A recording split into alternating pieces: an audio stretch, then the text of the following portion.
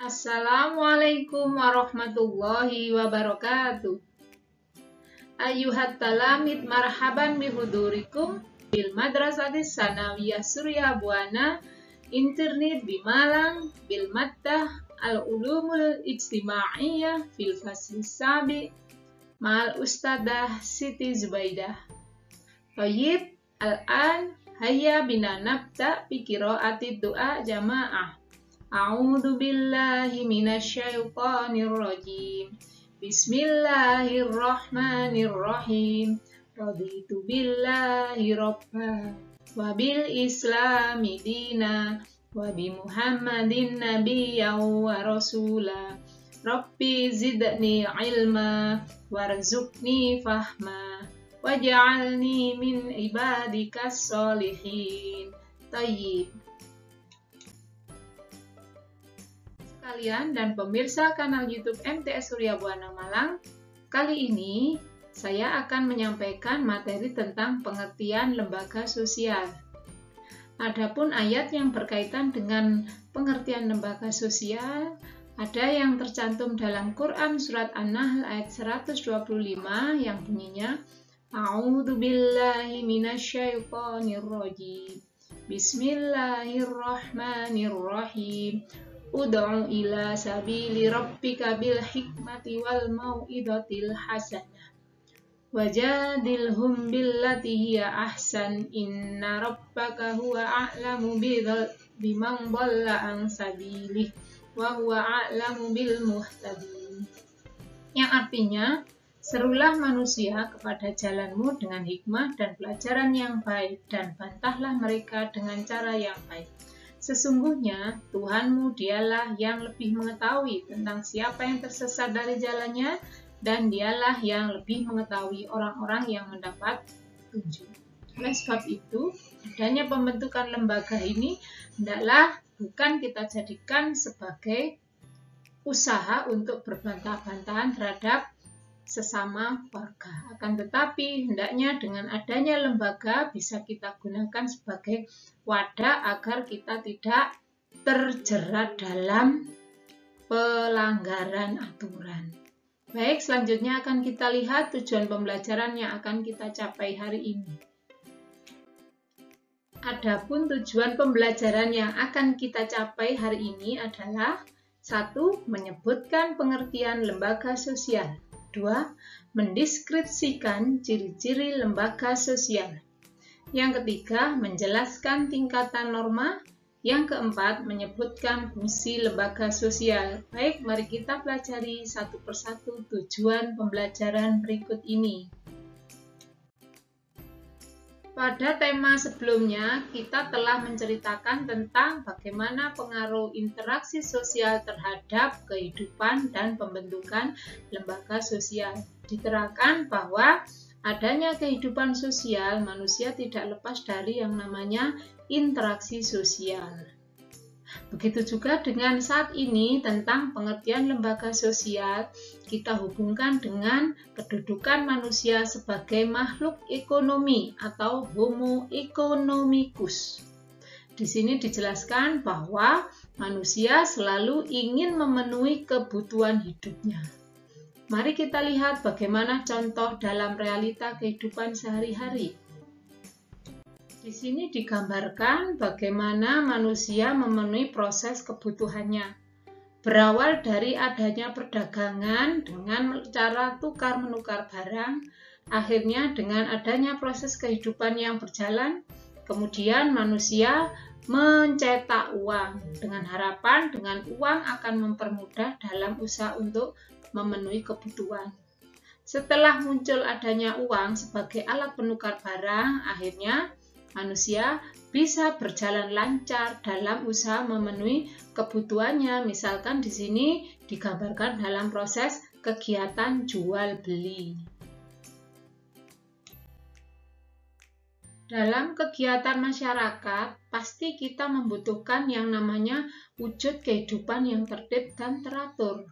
Oleh sebab itu, dalam masyarakat diterapkanlah sebuah norma, yaitu aturan atau kaidah yang menjadi pedoman tingkah laku masyarakat. Dengan adanya norma, manusia akan mampu melihat bagaimana perilaku itu dikatakan sebagai perilaku yang benar maupun perilaku yang salah. Baru setelah norma berjalan, maka terbentuklah sebuah lembaga sosial. Sekarang, bagaimana pengertian lembaga sosial? Mari kita lihat di slide berikutnya. Pengertian lembaga sosial. Anak-anakku sekalian dan pemirsa kanal YouTube MTS Surya Buana Malang, lembaga sosial merupakan wadah dari sekumpulan norma yang tersusun secara sistematis dan terbentuk dalam rangka usaha untuk memenuhi kebutuhan hidup manusia. Disinilah nanti semua aktivitas akan bisa berjalan dengan baik, tentunya diwadahi dalam sebuah organisasi atau lembaga. Berikutnya adalah ciri lembaga sosial. Dalam sebuah lembaga ada beberapa ciri yang perlu kita ketahui. Di antaranya adalah 1. Lembaga memiliki simbol. Simbol digunakan untuk mempermudah dan mengingat keberadaan suatu lembaga, mengetahui visi, misi, dan mengetahui tujuan yang ingin dicapai. Simbol di sini bisa berupa gambar, bisa berupa tulisan, atau gabungan dari keduanya. Bahkan ada juga yang berupa bendera. Contoh yang bisa kita lihat adalah simbolnya OSIS, simbolnya Depak, simbol koperasi, simbol hukum. Coba anak-anak dilihat gambarnya, simbolnya seperti apa. Pasti simbol ini memiliki makna yang berbeda-beda. Selanjutnya adalah memiliki tujuan yang jelas. Karena lembaga ini sudah diketahui oleh masyarakat, maka tujuan sudah disepakati oleh semua pihak. Contohnya di sini hukum. Hukum dalam masyarakat bertujuan untuk mewujudkan adanya keadilan dan ketertiban masyarakat. Berikutnya adalah lembaga sosial memiliki norma yang tertulis dan tidak tertulis. Norma di sini bersifat mengikat dan wajib ditaati oleh masyarakat.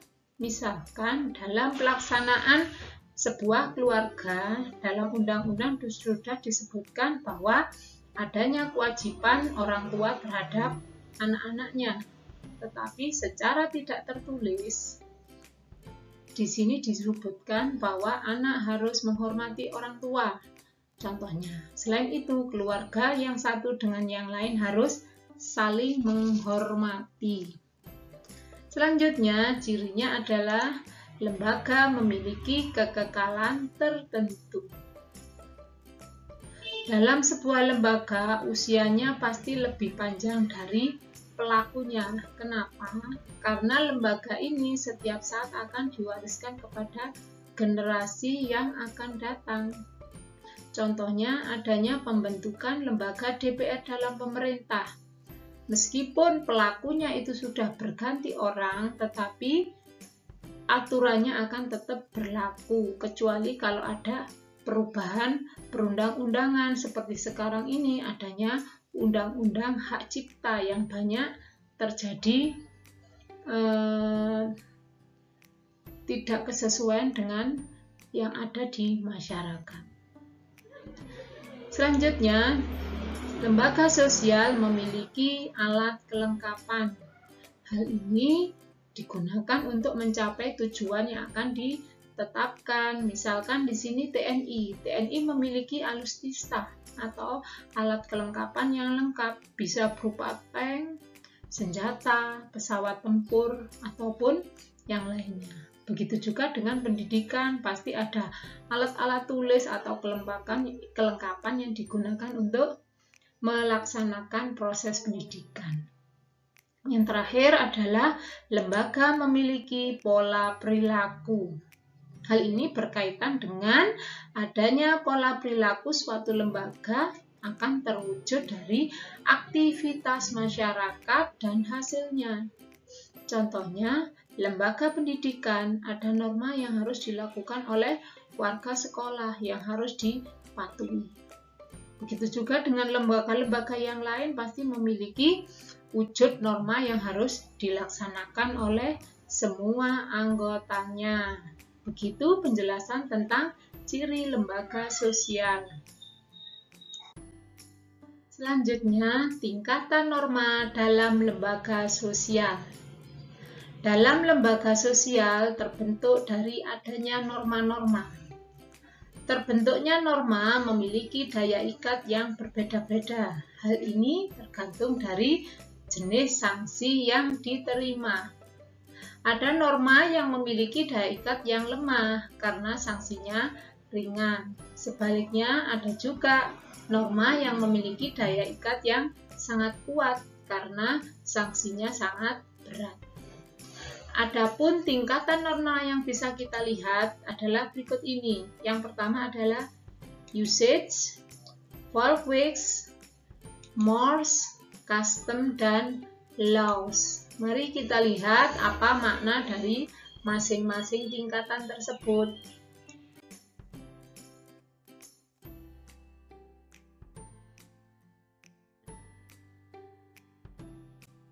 Tingkatan yang pertama adalah cara atau usage.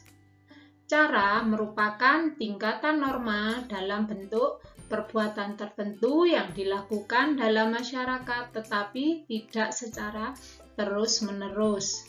Dilihat dari tingkatannya merupakan tingkatan yang paling lemah dibanding dengan yang lainnya.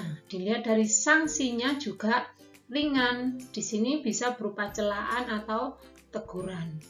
Contoh yang bisa kita lihat adalah masyarakat membuang sampah dengan sembarangan. Hal ini sebenarnya dilarang, tapi masyarakat tetap melaksanakannya.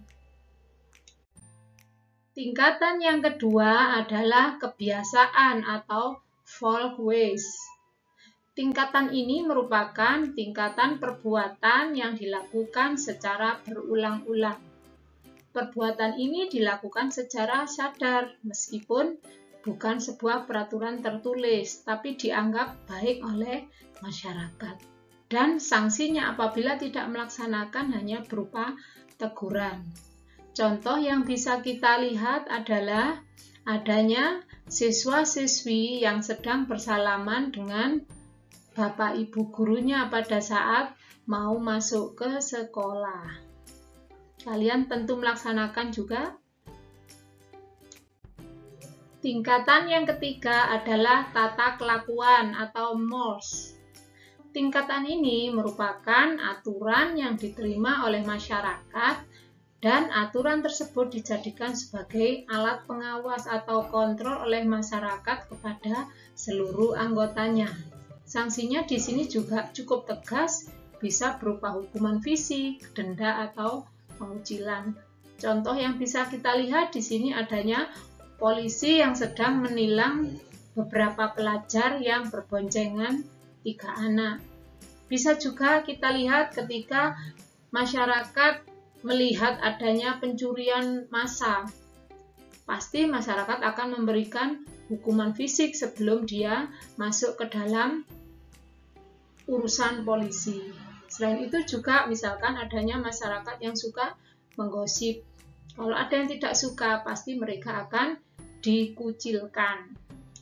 Tingkatan berikutnya adalah adat istiadat atau customs. Tingkatan ini merupakan pelaksanaan norma yang dilakukan secara terintegrasi dalam sebuah masyarakat, di mana aturan akan dilakukan secara turun-menurun dalam suatu daerah tertentu. Misalkan di sini berlaku adanya sanksi dikucilkan oleh masyarakat. Meskipun sanksi ini tidak berat, tapi dalam suatu komunitas masyarakat akan sangat menjadi beban bagi mereka. Contoh yang bisa kita lihat adanya penerapan adat di Pulau Jawa sebagian besar. Misalkan adanya upacara larung sesaji, kemudian upacara pernikahan, upacara perkawinan, ataupun upacara kematian. Selanjutnya, tingkatan norma yang paling kuat ikatannya adalah hukum atau law. Aturan ini merupakan secara resmi dan tertulis di masyarakat, dan ini dibuat peraturan dalam sebuah undang-undang, baik itu peraturan daerah maupun peraturan kota, peraturan pemerintah, ataupun peraturan presiden. Dan sanksi yang dikenakan adalah sangat berat karena sudah tertulis dalam peraturan. Di sini bisa berupa pasal-pasal yang kemudian dimasukkan dalam penjara. Contoh yang sering kita lihat masyarakat adanya perampokan atau pencurian. Kalau sudah ditangani oleh massa, maka hukuman yang dilakukan adalah dipenjarakan karena berdasarkan pada pasal-pasal tertentu. Baik, itu yang bisa saya sampaikan. Mungkin ada pertanyaan. Yang terakhir akan kita lihat fungsi dari lembaga sosial. Adapun fungsi lembaga sosial yang pertama adalah memberikan pedoman dalam bertingkah laku. Di sini dengan adanya penerapan norma diharapkan mampu memberikan pedoman dalam masyarakat sehingga terhindar dari perilaku yang menyimpang. Yang kedua adalah menjaga keutuhan masyarakat, yaitu agar masyarakat mampu menghimpun persatuan anggota masyarakat sehingga bisa hidup dengan tentram. Yang ketiga adalah sebagai upaya untuk mendorong sistem sosial atau kontrol sosial, di mana masyarakat mampu mengendalikan dan mengawasi perilaku anggota masyarakat satu dengan masyarakat yang lain. Menurut Setiadi tahun 2015, lembaga dapat memberikan sanksi bagi anggota masyarakat yang melanggar norma sosial. Sanksi inilah yang menjadi pengendali perilaku masyarakat. Demikian materi tentang pengertian lembaga sosial. Kita lihat kesimpulan yang bisa kita ambil, yaitu kesimpulan dari pembelajaran hari ini adalah manusia sebagai makhluk ekonomi akan selalu berusaha untuk memenuhi kebutuhannya. Dengan norma dan nilai, kehidupan masyarakat akan lebih terkendali. Lembaga sosial hendaklah dijadikan sebagai organisasi masyarakat yang mampu mengendalikan adanya penyimpangan sosial. Demikian tadi, terima kasih atas perhatian dan menyimak pembelajaran hari ini. Semoga kita bisa bertemu kembali dalam pembelajaran selanjutnya. Aktafi dirasatan al-yaum, syukron jazila ala husni ihtimamikum. Hayya bina nahtatim bi qiraatil hamdalah wa kafaratul majlis. Alhamdulillahirabbil alamin. Subhanakallahumma wa bihamdika asyhadu an la ilaha illa anta astaghfiruka wa atubu ilaik. Wassalamualaikum warahmatullahi wabarakatuh.